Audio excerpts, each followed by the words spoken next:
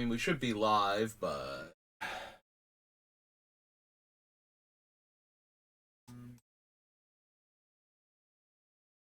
all wonky on my OBS all of a sudden.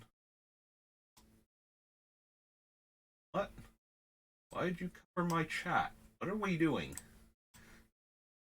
Help. Things are not where they are supposed to be. Goes there. Why can't I see the bottom of my screen? That shrinks it. I love how this just became an issue, like, right now. Right as I hit start streaming, I realized I cannot see the bottom of my thing. Why can I not see it? Because that's where the thing that tells me if I'm live is, and how long I've been streaming, and now that is hidden from me, and I don't understand, like, how that happened. There we go. Okay. I have no idea what that was all about, but I have fixed it. I can now see all of my things, and we should be good. Alright. Well, if you just randomly started on... what? Okay, so that's fine, but this is huge now. Stream Elements is like 30% of my higher up thing. There we go. Let's shift that over so I can see my stream information too. Like, I appreciate Stream Elements being here and having all the stuff I might need, but it was getting way too much space in my OBS section for whatever reason.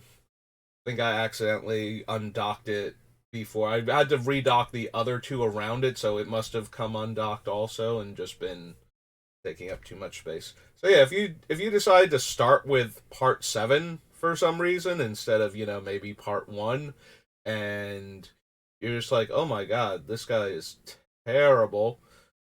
Well, now you know what to expect from all of my other streams, because something weird usually doesn't happen right in the beginning like that, but we've had all kinds of fun stuff going on. And sometimes actual fun stuff where we build magic decks or draft or something. So, I'm back for part 7, and we are working on Heliod still. And last we left off, according to my thing, we were on Prophecy, and I believe that's correct, because I don't remember looking at Ravnica Allegiance at all.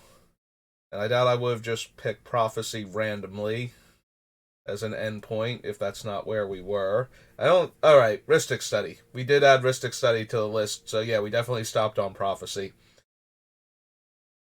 I don't know if this is going to be the first deck I build where I do run Rhystic Study. Like, I put it on the list and it actually makes it all the way through. I do know that this is going to be the first deck that we build with white where Smothering Tithe actually makes it in the deck. Like, there's a 99.9% chance that Smothering Tithe is going to make this deck. Is this the set it's from, too? Is it Ravnica Allegiance that card comes from? Because I'm pretty sure that it is now that I'm looking. I'm like the expansion symbol. Like, I forget which one is which out of Ravnica Allegiance and Guilds of Ravnica. Like, which one? Yeah, keep forgetting which one specifically is which, but I am 99% sure that is the... These are a lot of high percentages. So, yeah, I have a bit more energy today. I did just eat. I did some errands, and I have been very excited working on Heliod. Like, this has been a very fun deck to do. I was actually very interested. So when they did the previews at the Pro Tour, or right after the Pro Tour main event ended, for March of Machines, I was very excited at the prospect of building decks around at least 3 of the legendary creatures that they previewed, and I really liked a bunch of the other cards they previewed as well. So, I've been wanting to do this, and, I don't mind doing something different, like when we built Yarok, so that I could build around the mechanics of All Will Be One because I didn't really want to build around any of the legendary creatures from All Will Be One. But March of the Machines, just by like the 10 cards we've seen, has enough weird legendary creatures that I just kind of want to build decks around some of them. So we might.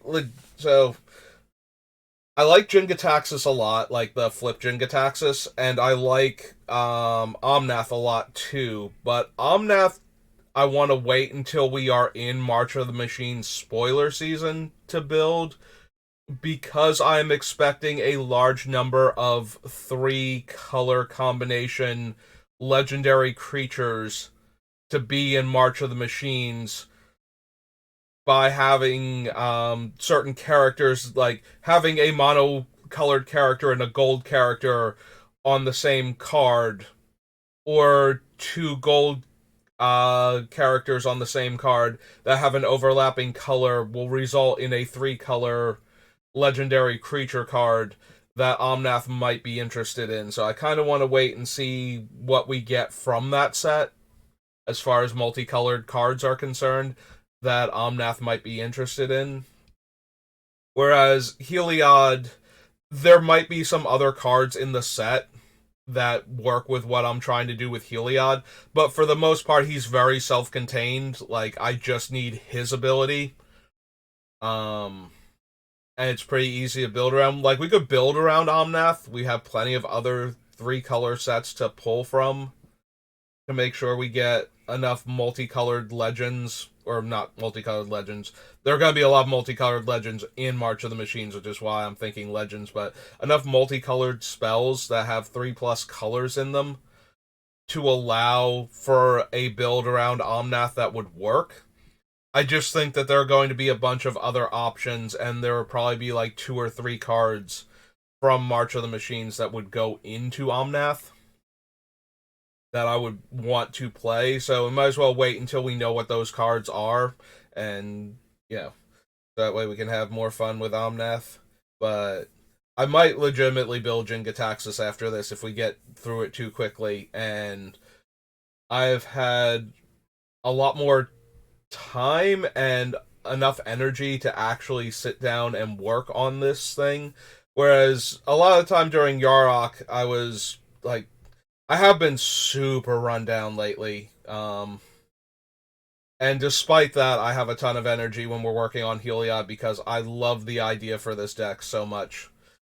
The the combination of being able to draw all of the cards and cast all of my spells super cheap at the same time, so that way I can put 7 fresh cards in my hand and possibly cast all of them, and then put 7 fresh cards in my hand and possibly cast all of them all in the same turn at instant speed without our opponents being able to do much in response. Like, I love that idea. This thing is going to be wonderful.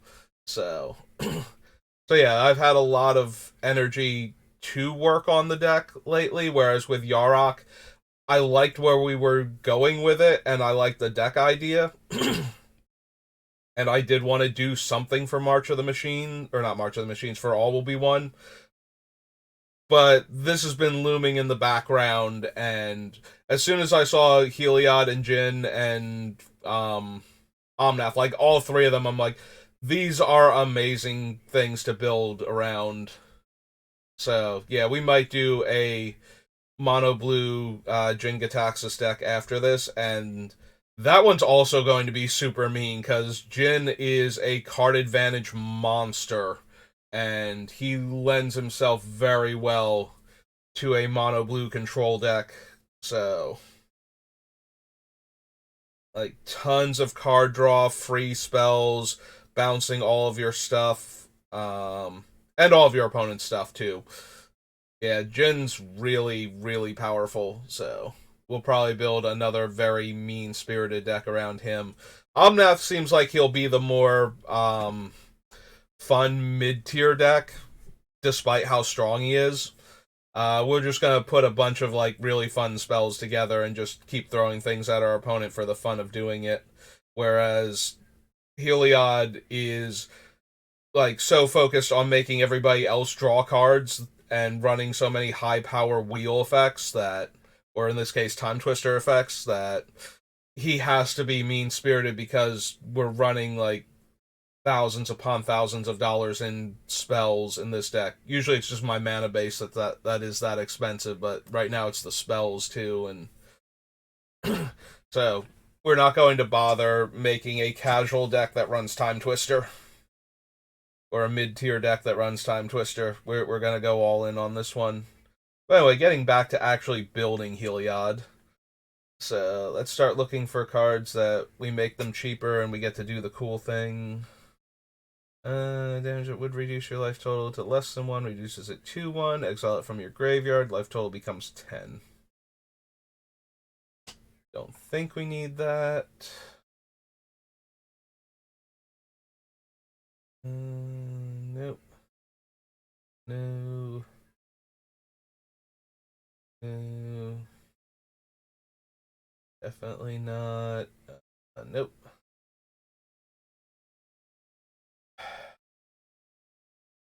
We didn't even go with the clue stones, so I don't think we want the lockets either. We might have possibly been interested in either the clue stones or the lockets if they just had the mana activation and sacrificed them to draw cards.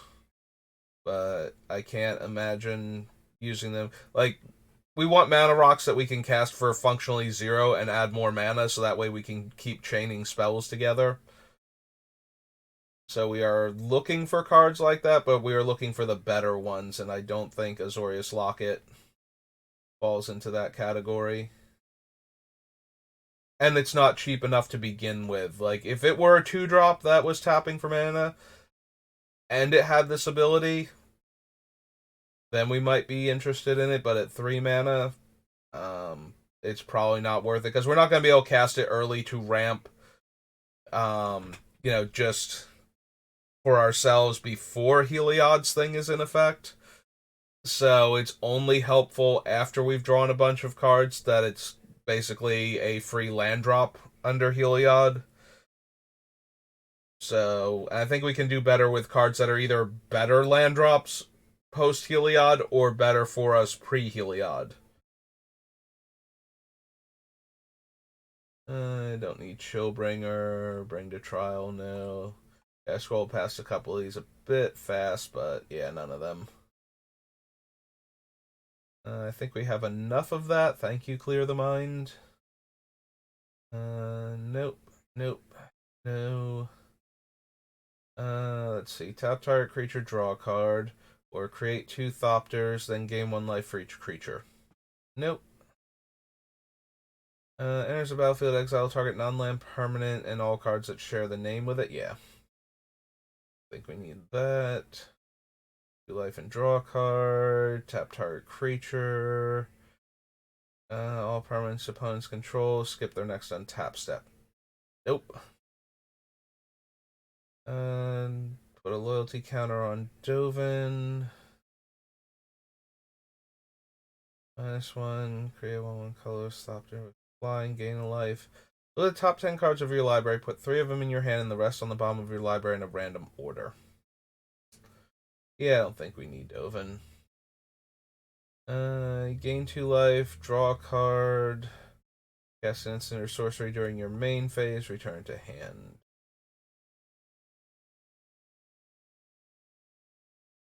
If you cast a spell during your main phase, you may put a permanent with mana value 7 or less from your hand onto the battlefield.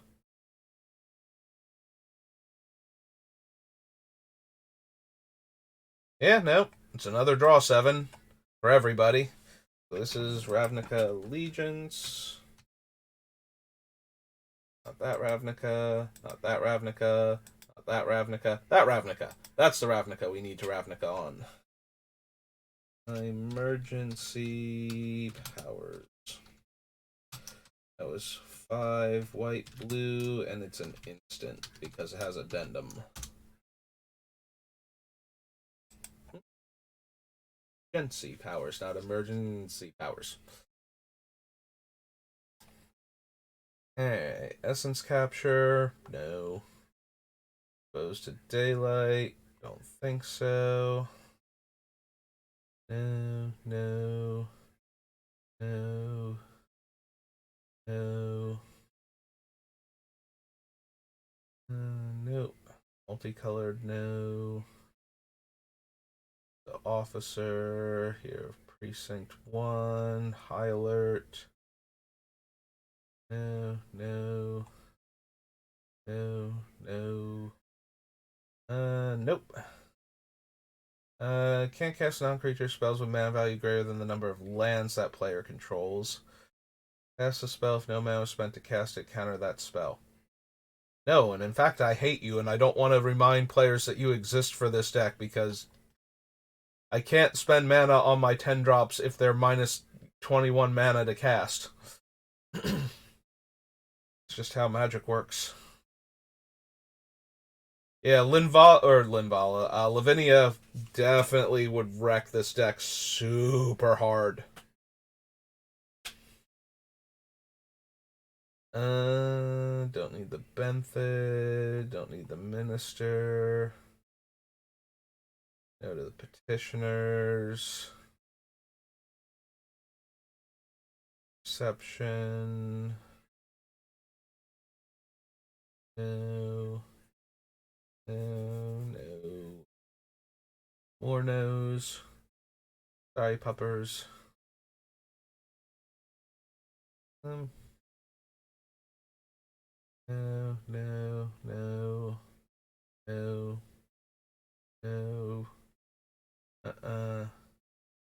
Nope. Don't think so.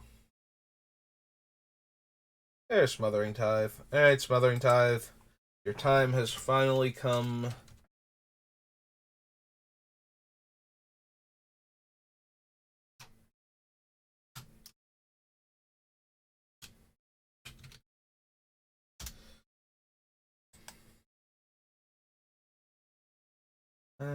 Don't need Links of Foresight or of New Prov. Can't run of the Guild Pact. Go to Insight.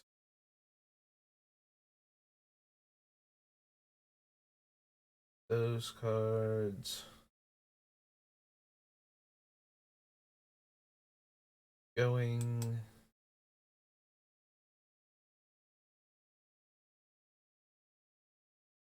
My turn. Spells your opponent's cast cost 1 more to cast, and abilities cost 1 more to activate.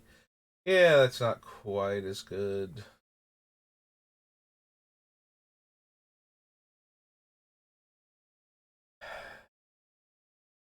Maybe we want Unbreakable Formation to protect Heliod.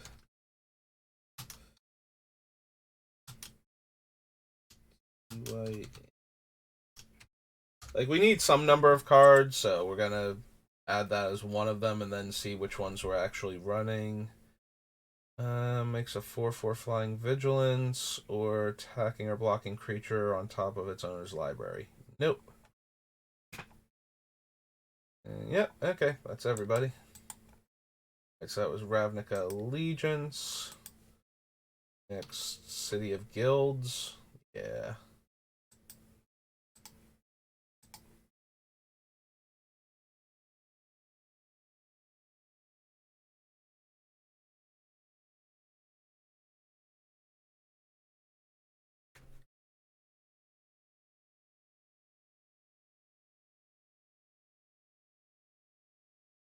Nope. No. No. No. Funny, but ultimately no.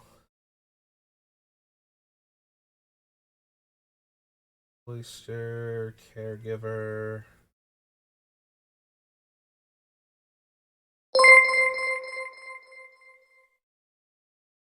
Chloe Patan, thank you for the follow. And welcome to the stream.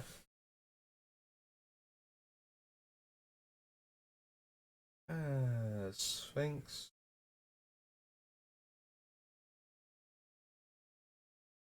I appreciate that, and thank you.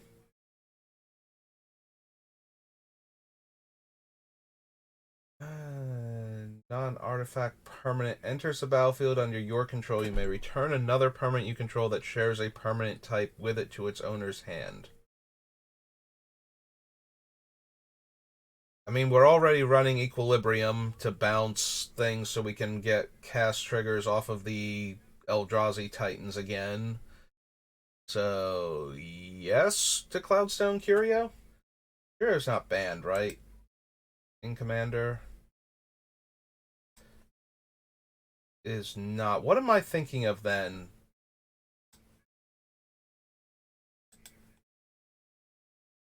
I feel like there was a card that was very similar to this.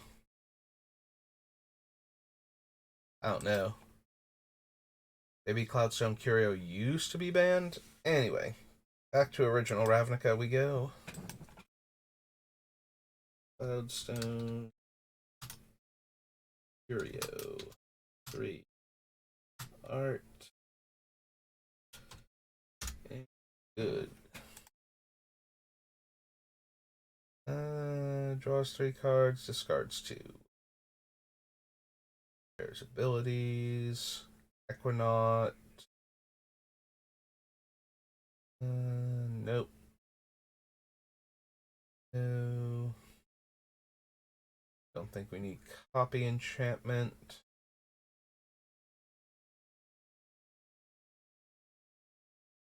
No. Dreamleaf.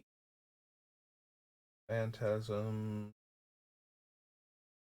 Whenever a player casts an instant or sorcery, exile it, then that player copies each. Exile it, then that player copies each instant or sorcery exile with Eye of the Storm for each copy. That player may cast the copy without paying its mana cost.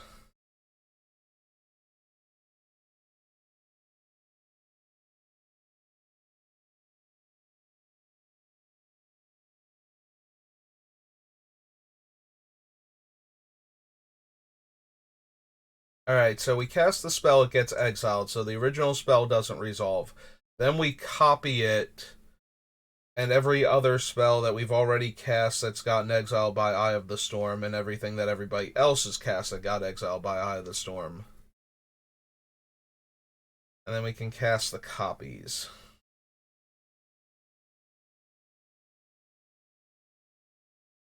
Yeah, still probably not. That seems really dangerous to just have lying around. Like, I don't entirely mind other players copying the Time Twister effects, but since it'll make everybody draw a ton of cards, and as long as our commander's out, we get to take full advantage of that. But I am worried about how that looks when Heliod's not in play and flipped, so maybe don't do that. Source would deal damage to a permanent player deals half that damage rounded down. Don't think so. There's a battlefield. Search your library for any number of cards that have mana value 9 exactly. So close. 9 or more. I think 10 would be a good number. I think 10 is both Ulamogs. So I might have been interested in that, but yeah. Yeah, I don't think so. Don't need the hunted creatures. No.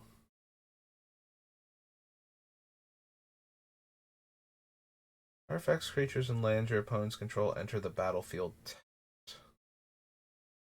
Probably not. Shuffles their graveyard into their library. Don't need Muddle.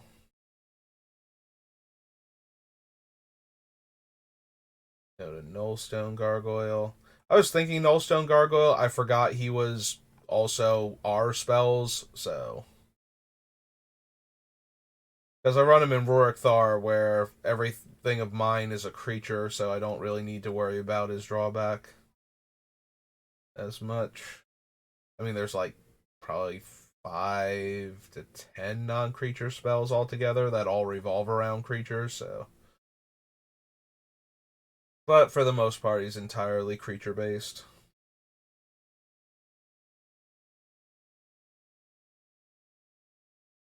Nope.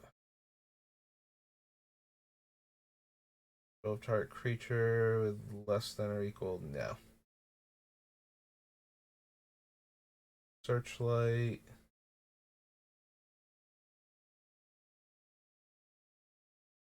That thing. Nope. Rarian, no. Three Dreams. Nope.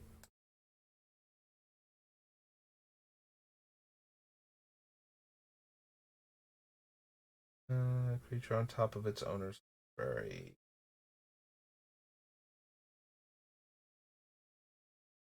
Nope. No. And no. Okay.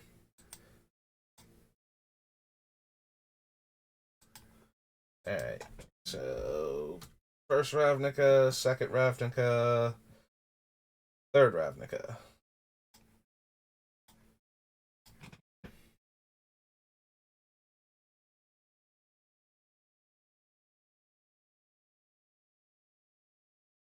Exiles three other creatures from the battlefield and or graveyards, and leaves the battlefield. Return the exile cards to their owner's hand.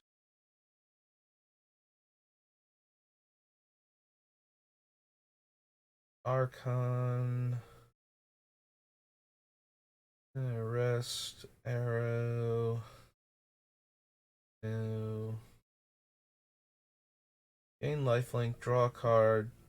Attacking or blocking creature on top of its owner's library. Don't think we need the key rune. Elocutors, no.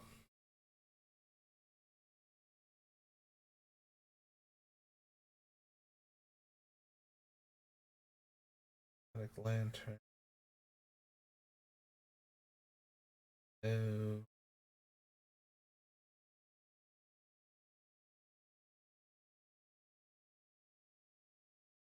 Oh, we have to put Cyclonic Rift in here. We can cast it for one blue. Alright, so turn to Ravnica. Cyclonic. Blue. Hey. Tension Sphere. Dramatic Rescue. Gain 5 life. Fencing Ace. Cover Barrier. Patrol. Inaction Injunction. All of these cards. Attacks you or Planeswalker you control, you may draw a card. Nope.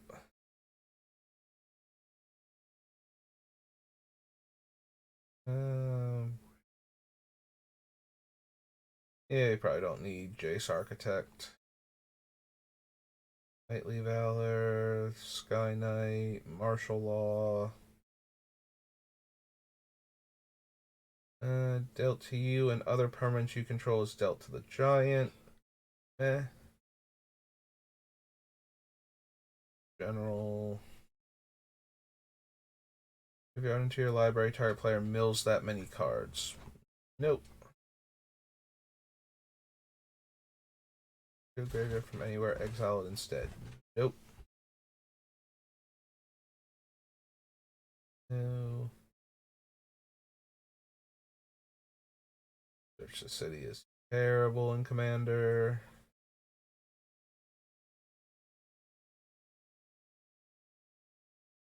Rules with toughness 2 or less to owner's hand. Sphinx. Dealer. Oh, hey, it's Street Sweeper. Sunspire Griffin. Alright.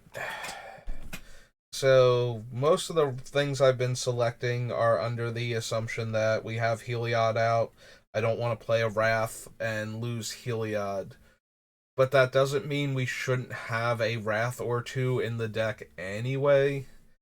So do we just want Supreme Verdict for the can't be countered over Wrath of God for the can't regenerate?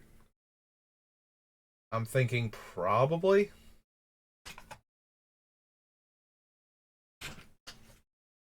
Like, we do have Cyclonic Rift, but sometimes we're just going to need to kill the things, so... And we won't always have Heliod in play. So. We do need some way to flip the table if we're super far behind. Choose 2 colors, cast a spell, gain 1 life for each of those colors it is. Nope.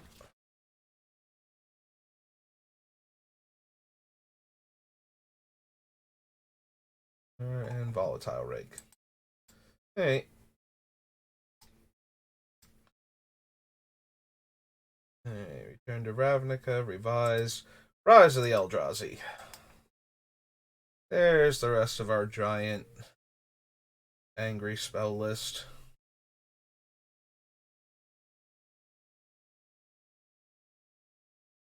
That's true. All is Dust would protect all of our artifact mana sources while getting rid of all of the other problematic cards. I did not consider that. It kills Heliod, but so do most of the Wraths, and that's the problem. But at least this one wouldn't destroy all of our artifacts and would take out assorted creatures, planeswalkers, enchantments.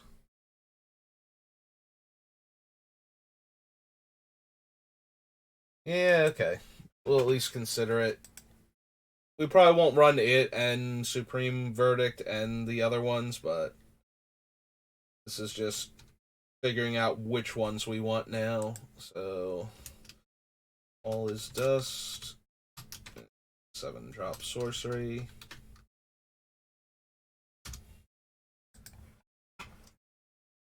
Return target creature card from my graveyard to the battlefield. Probably not. Seems unlikely, given that we're going to be shuffling our graveyard back into our deck repeatedly, so probably don't need to do that.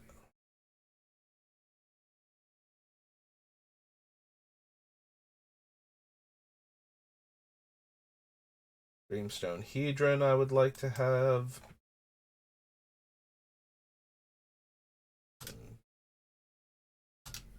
6-drop artifact. Yeah, the 2 Hedrons, so Dreamstone and Archive and Mindstone, all give us the option of adding mana. Like, we can probably cast any of them for free when Heliod's up and running. So they ramp us when we don't have Heliod.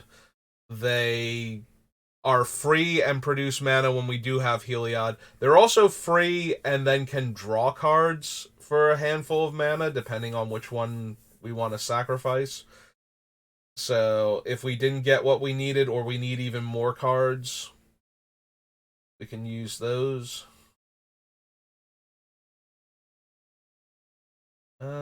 Echo Mage seems a bit unnecessary.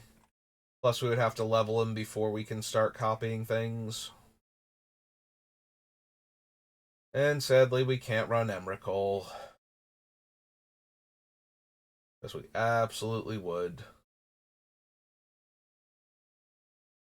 Don't think we need Gideon. Those. Emrakul's hand.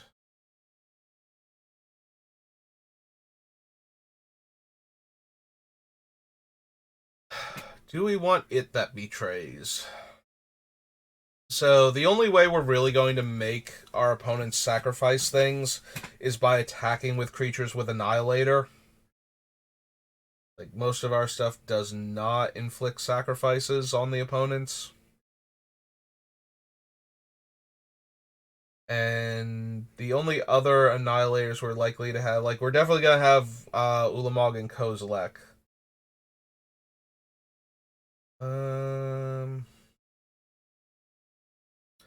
Let's see if we want to add any of the other large Eldrazi. I don't think that we do, but there's Kozilek. I don't need Keening Stone, Cliffhaven, Slinger, Spirit Dancer. Okay. Alright, so Kozilek. LEK, right?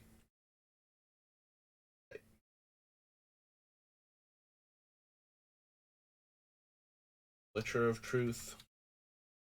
We'll get there eventually. UTCHER. There we go. I knew we'd get there eventually. Of Truth. That's a 10 drop. Okay, so original Kozilek and new Ulamog are 10s. Old Ulamog would be the 11 then, because they're not both the same casting cost. So he's a 10 mana, Eldrazi, 12/12.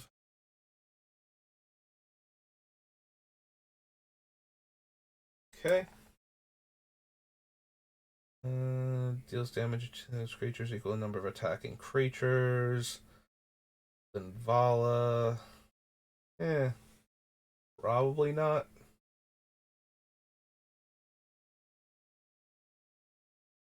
For life. No, no, no. There's Mnemonic Wall if we want it, which we might. It's one of the very few that only has a single blue in the casting cost. Alright, there's no U there, because I did that with the other Mnemonic. Mnemonic Wall. Born a blue. A wall, and it's an 04.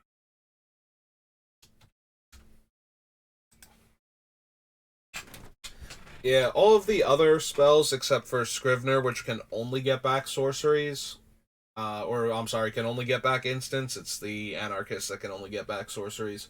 Um, have double blue in the casting cost. So this is the only one where if we're getting the full discount from Heliod, we can cast it for a single mana. I believe. If there's any other one and we come across it, then that also might make the deck, but don't need narcolepsy, near death experience, assembly. Target spell or ability that targets a permanent you control costs 7 less if it targets anything with 7 or more power. Yeah, I don't think we need that. Pathrazer's a bit too low impact. Spring light.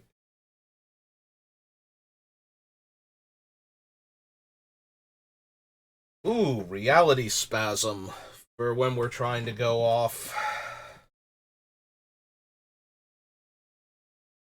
Very similar to cards like Reset and the one from Urza Saga that we're gonna be running Turnabout. It's like I'm trying to remember the name. It's like was used in Tolarian Blue and Storm decks, and yeah, it's Turnabout.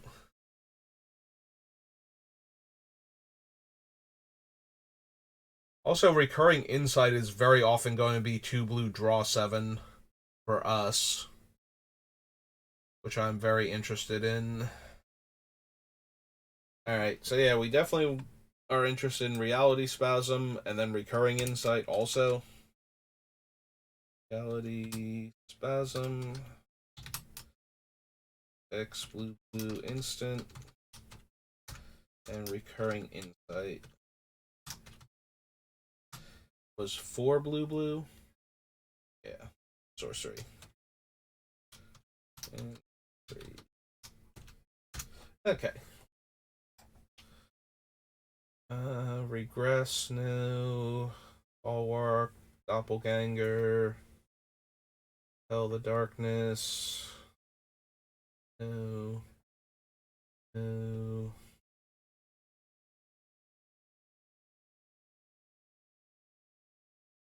Evasion.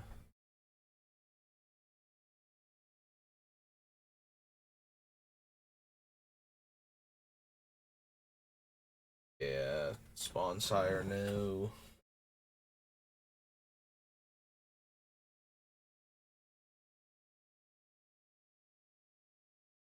Sphinx. Sorcery spell put a charge counter. If you do, deals damage equal to the number of charge counters onto any target. Nope. those cards.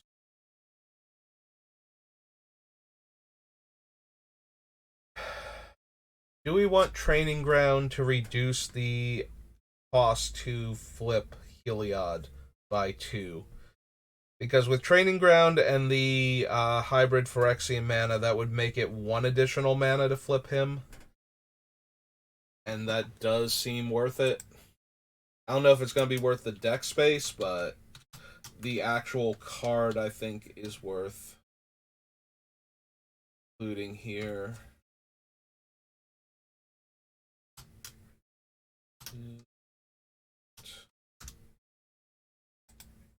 Alright, it's Training Grounds, technically. Yeah, I don't know if we're going to have actual space for the card, but reducing the cost to flip Heliod in the same turn by 2 mana seems too good to pass up. If we have enough other stuff with activation costs, maybe it makes it in, but it might just make it in on the merits of flipping Heliod. So yeah, the Zulamog is 11. Zulamog goes to 11. Ozzy, 10-10.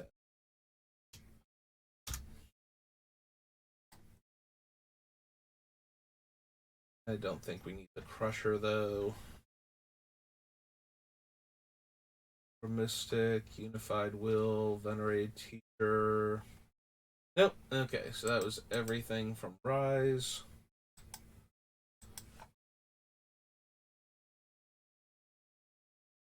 Rivals.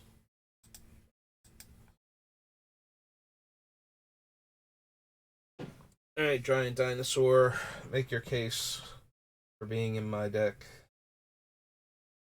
Merfolk, no. Rosca, no. No. Each opponent can't cast instant or sorcery spells during that player's next turn. Yeah, I don't think we need that. A Gateway, no. Baffling End. No. No. Nope. Scrolling. Forerunner of Legion.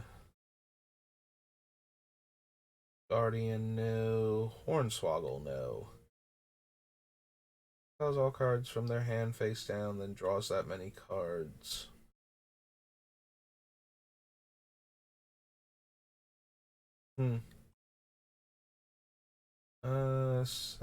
Beginning of your upkeep. Each player draws a card. If you have the city's blessing, instead only you draw a card. Eastador, Luminous Bonds. All of these. Alright, Nezahal. Can't be countered, no maximum hand size. Opponent casts a non-creature spell, draw a card. Discard 3 cards, return from... Or, no, we exile them and then return them to the battlefield tapped at the beginning of the next end step. Um... Hmm.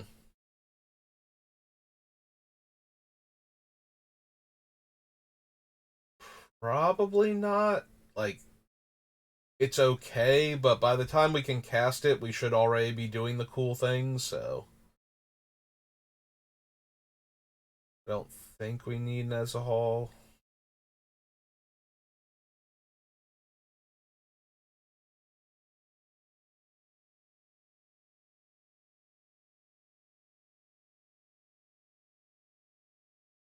Oracle, Secret City. No.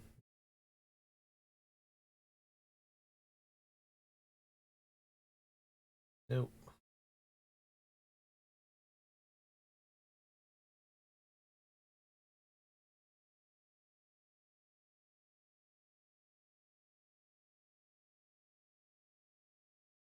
Source to prevent all but one of it. No. Don't need the Immortal Sun.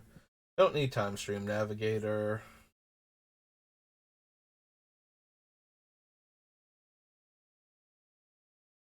There was a card. One of these other cards made me think of something.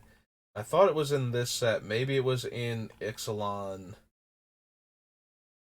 But now I've distracted myself. What was it? Oh, yeah, I saw Sailor of Means, who is in both sets. We might want there's a more expensive pirate, but it's still only like one blue. It's like blue and four or something, and it makes two treasures, which means that for one mana we would get two mana when we're going off. So maybe I'm vaguely interested in that card.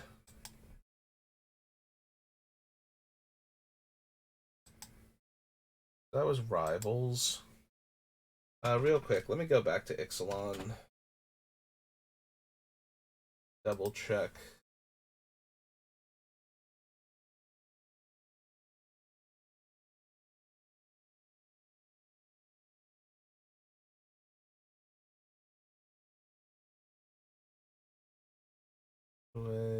Chart a course.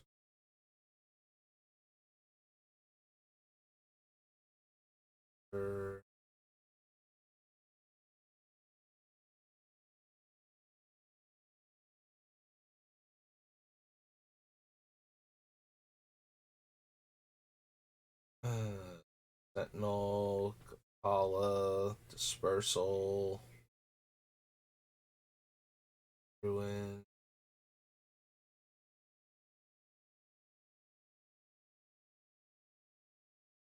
Pirate's Prize is neutral on mana. The Prosperous Pirates, yeah. Do we want Prosperous Pirates at all? Eh,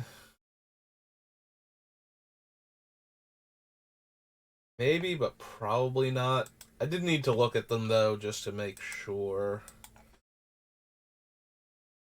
We just did Rivals, and we are on Saviors.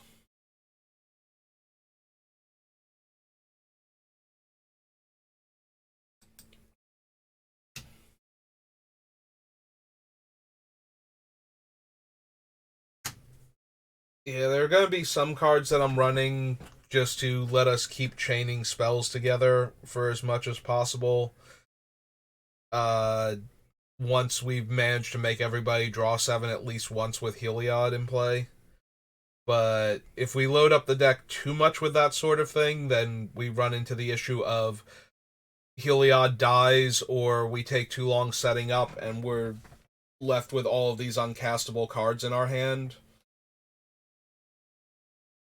So rather than risk getting to that point and not being able to win the game because we're sitting there with like 5 Eldrazi in our hand and we're just like, yeah, we literally cannot cast any of our spells right now. I don't think adding another 5-drop is going to be super helpful for that, so. But there do have to be enough cards in the deck that once we start winning, we just stay winning for the rest of the game, so. It's going to be, I don't know if difficult is the right word, but it's going to be a thing trying to balance all of that to make sure we have enough in one direction or the other. Sorry, Enduring Ideal, I don't think so. And I'm not even gonna apologize to you, Eternal Dominion, you know what you did. Yeah. Out of all of these weird spells, only Enduring Ideal actually does enough consistently to merit the you can't cast any more spells this game effect that it has.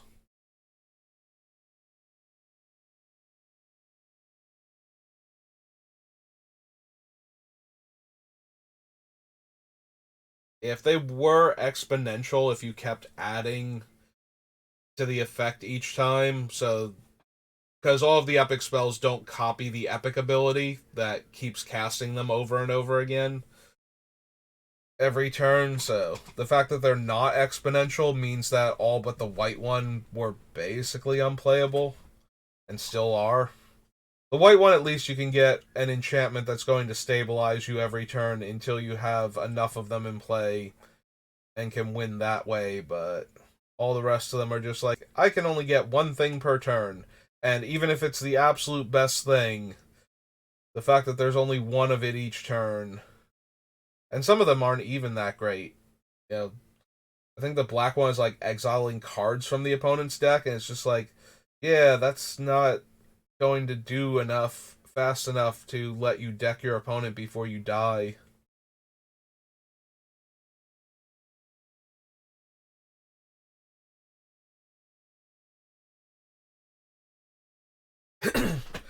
I'm not gonna lie, Mishan the Mind Cage is kind of funny with this deck. Mostly because it's gonna be nearly impossible to deal damage to us with creatures. And at the same time, we should be able to get to the point where the Eldrazi Titans still have some power, or at least are attacking to trigger Annihilator and whatnot. Like, we don't necessarily even need to deal combat damage with them to win the game. We're just taking resources away from the opponents. And then Nulamog is just exiling the top 20 cards of their deck, so that's helpful. The problem is Mishan is so expensive to begin with, I don't know that we would ever get into play.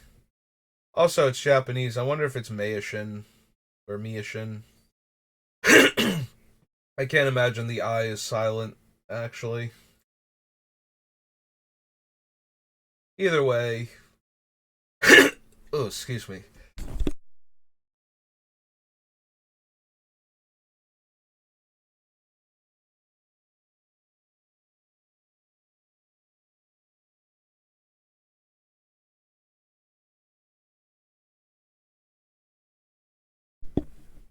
Well, I'm back, but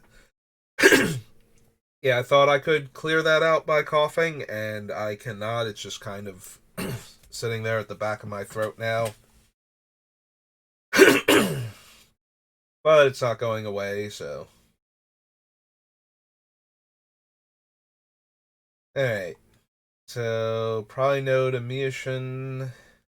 Don't think we need Mishiko. Like, we can run Mikokoro, and for that matter, Gaia Reach Sanitarium. The problem is that the mana spent is probably about the same as the additional discount we're going to get. So unless we're casting multiple spells in a turn, and we're trying to do it using this as opposed to making the opponents all draw lots of cards.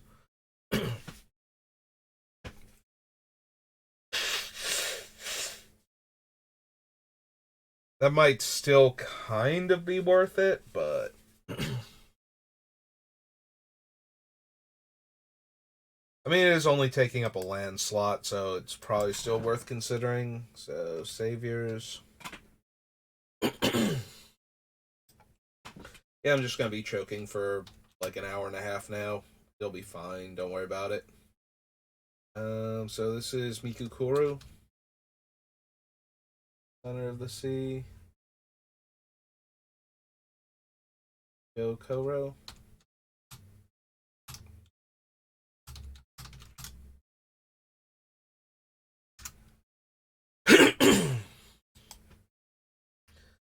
Don't need Mirror in the Moaning Well. Need my maximum hand size to go up by more than one. Thank you, Scroll Keeper. Target land becomes a basic land type. Nope. No to the Moth. Top 3 cards. Opponent chooses one of them. Put that card in your graveyard and the rest in your hand. Nope. Palace of the Clouds. No. No. No to Overwhelming Intellect. Don't need Pithing Needle.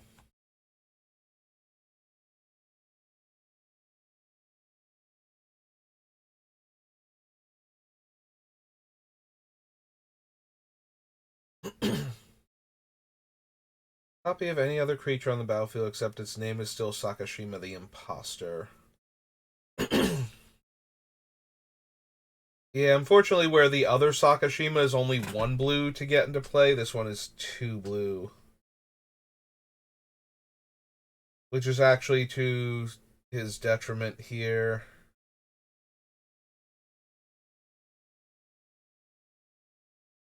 Yeah, I don't think we can run the other Sakashima. Like, making our spells, 50 mana cheaper is really cool when it's like 1 blue mana and we have X spells in the deck, but I feel like we won't get as much value for paying the double blue, so I also feel like I scrolled through a few of these too fast, but maybe not. Yeah, we probably don't need Soramaru.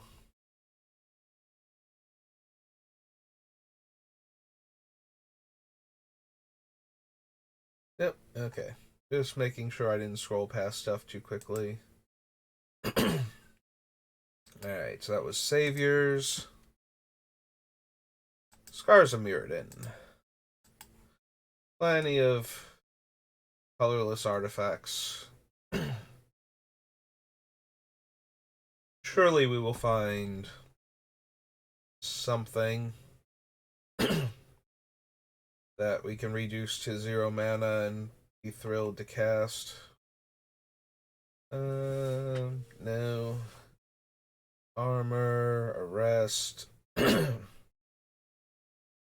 Edgewright, Barb Battle Gear, Pinions. Enters with X charge counters and becomes a construct with power and toughness based on its charge counters. Chrome Steed, Clone Shell. Don't really need that. Clasp, Engine, Corpse Cur, Calling Dice. All of these. Elspeth.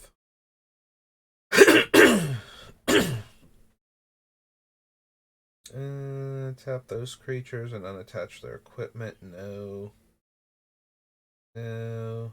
No. Artisan. No. No. Grind Clock.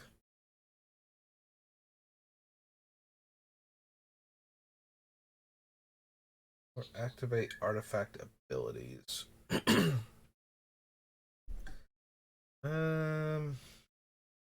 Yeah, we probably don't need Grand Architect. Also, I don't know how many actual blue creatures we have in the deck. I get the feeling it's not very high. Forge Master, probably not. Mostly because we're not going to be able to give him haste consistently to go tutor for the other artifacts. Lux Cannon, no. Oh man, we can cast Memnite for 0 mana. Surely that will be worth it. Imagine a Memnite that doesn't cost anything.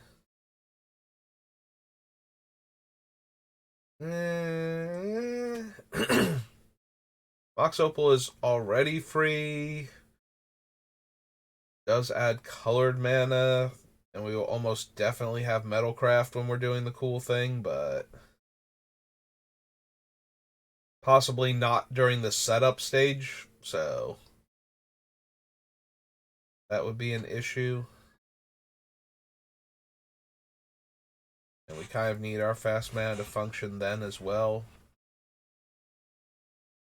Don't need the Spell Bomb. Perilous Mirror, no.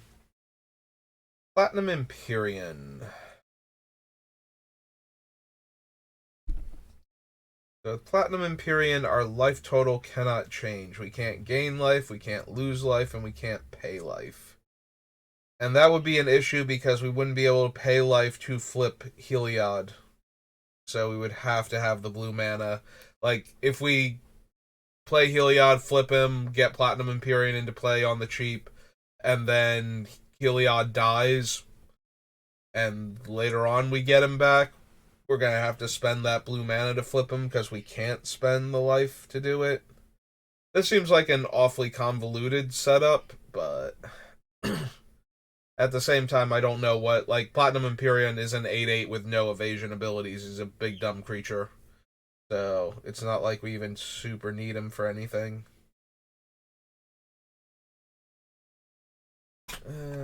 Don't need the Gargantuan, Ratchet Bomb. No. Rustic. No, the Rusted Relic. As long as defending player controls an artifact. Eh.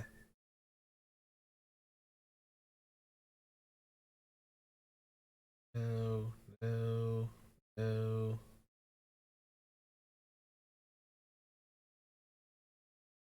Rider Harness. Sunblast Angel. Although Sunblast Angel with Heliod giving all of my things flash is slightly more interesting. Tower of Calamities, no. The Trigons. Don't need True Conviction.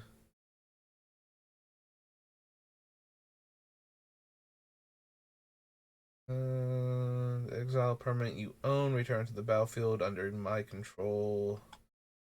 Can't block or can't be blocked this turn, and cast a spell, exile target permanent.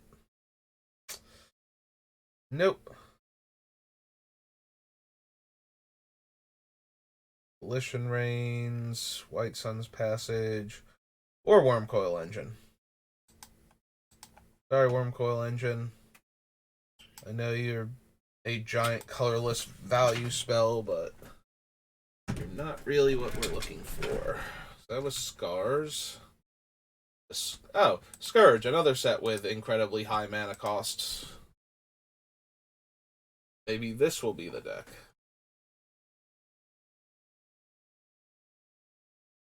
Or this will be the deck. This will be the set that gets a bunch of cards into the deck. Brain Freeze, no. Decree of Justice, Decree of Silence.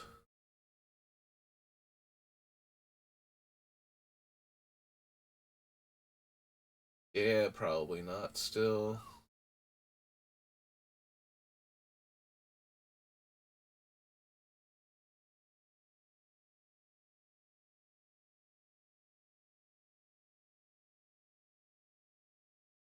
Scales, Dragon Stalker.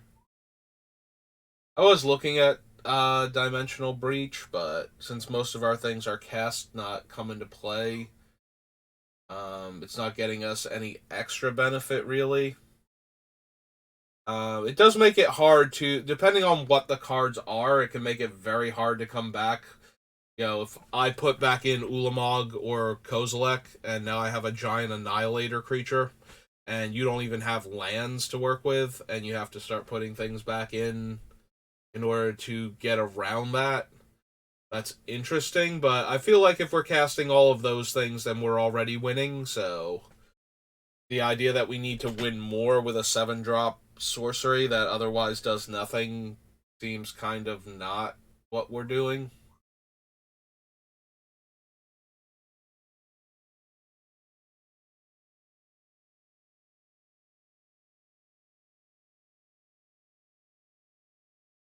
No, no. Frozen Solid. No. Yeah, we might be a long-term plans deck. This is another one of those cards that the wrong Scourge. There we go. That has a chance to make it into each of my decks because I run so many tutors, and then doesn't because it's not the best tutor. Is long-term plans an instant or is it a sorcery? I forget. It is an instant. Okay. Yeah, that's how often it actually makes it into my decks. I don't even remember what its card typing is. we do have enough card draw, or I intend to have enough card draw, where it's certainly viable to put it third from the top and then draw it almost immediately. So it is not unreasonable to put in the deck.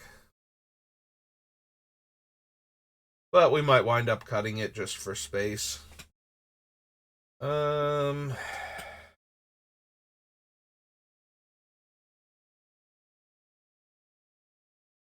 mean, we can cast our entire deck if we want to with Mind's Desire with only a little bit of setup.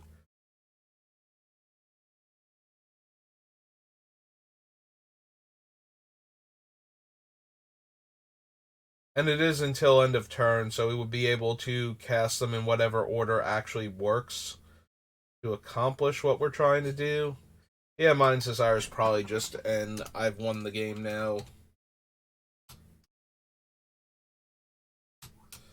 type card.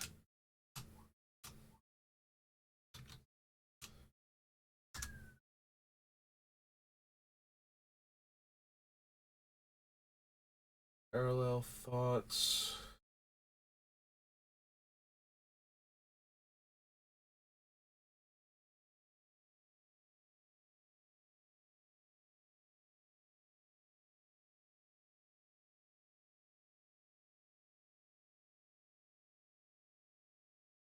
Aura, Rain of Blades, Guildmaster. Great.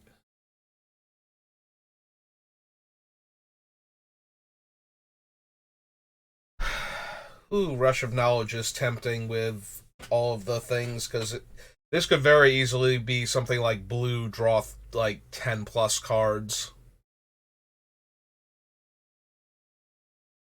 Like, I don't know how much room we have for any number of things like this when we have all of the draw sevens that are also making our opponents draw seven, but I do like the idea of Rush of Knowledge in the deck in the vacuum of, hey, all of our stuff has insanely high casting costs, so.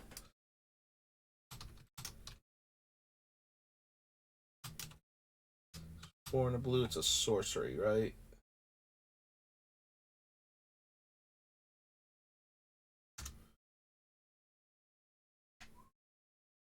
Stabilizer, Stifle.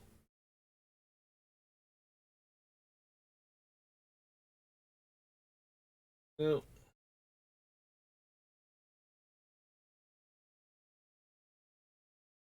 Temporal Fissure is also mildly tempting, since we can get an absurdly high storm count with how our deck works. And then wind up just bouncing all of our opponent's things back so that they can't do anything.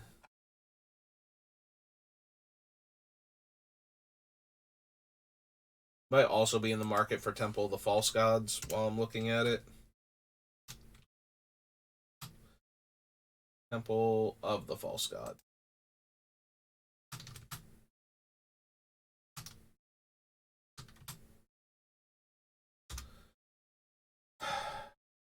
Is this a Temporal Fissure deck? Maybe. Kind of.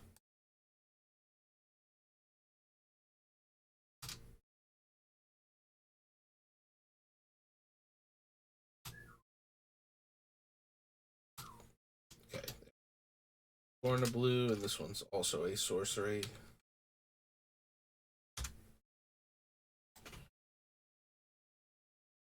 Alright. And Wing Shards. So that was Scourge. Shadowmoor. Shadows over Innistrad.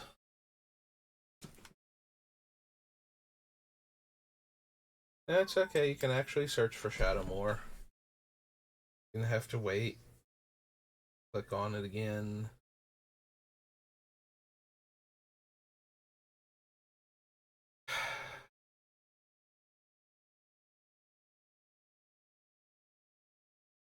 So, advice from the Fae can be free with Heliod because of the option to pay 2 colorless mana for each blue pip on it, but we're almost never going to be the ones with the most creatures in play.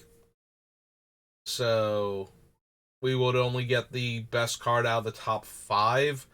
And having a really awkward to cast sorcery speed impulse that's going to be free when we're already winning seems, yeah. The more I describe it, the less I like it in the deck, and I'm already not thrilled with it. So,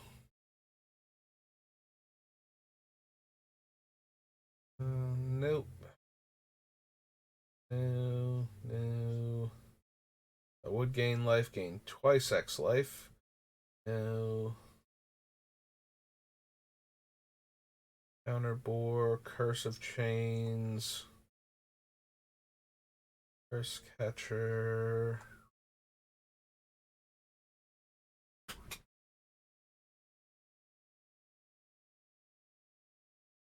Don't think so. Like, I'm looking at Elsewhere Flask, and I still don't think so. Swarm, no. Flow, no.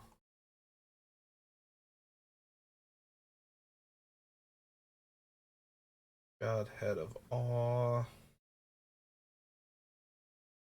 Never get a discount on. Grim Poppet, Heat Doll.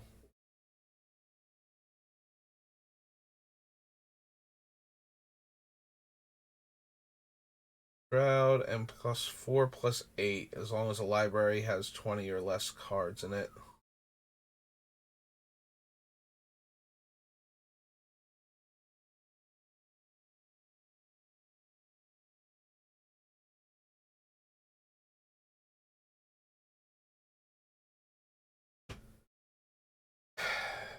Well, there's Mass Calcify, which wouldn't destroy Heliod. Probably not. I think I like a bunch of the other Wraths we have more.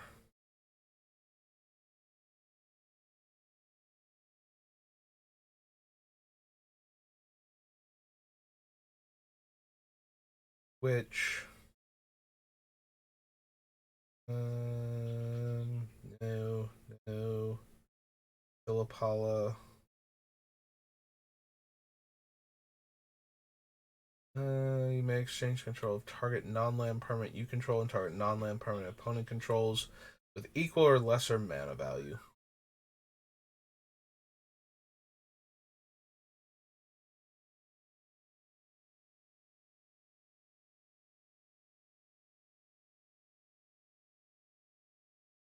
Hell Intruders. River Kelpie, no.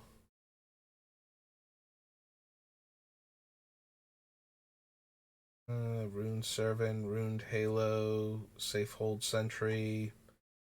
Don't need Savor the moment.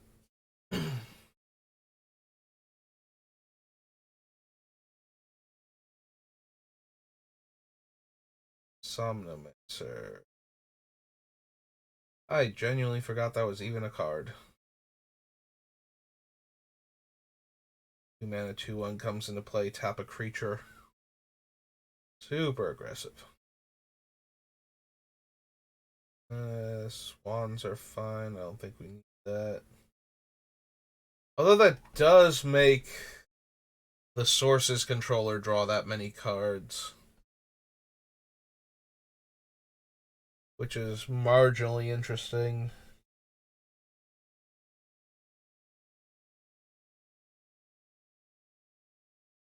I don't think we need it though. Like, I don't think we actually have the deck space necessary for it.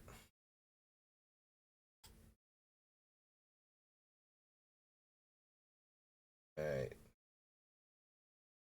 Huh. In my head, Thought Reflection was only 2 blue and 4. And now that we're here, it's 3 blue and 4. Am I still interested in it? Because we have a lot of other cards that have close enough to the effect and that are easier to cast.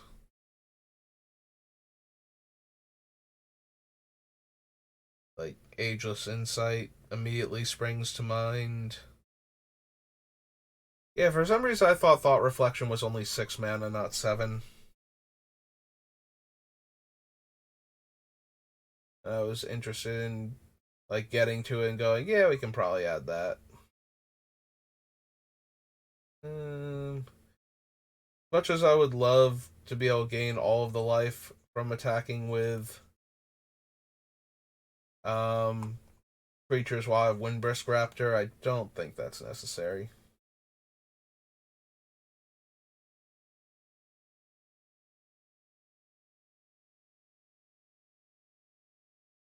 No, the World Purge.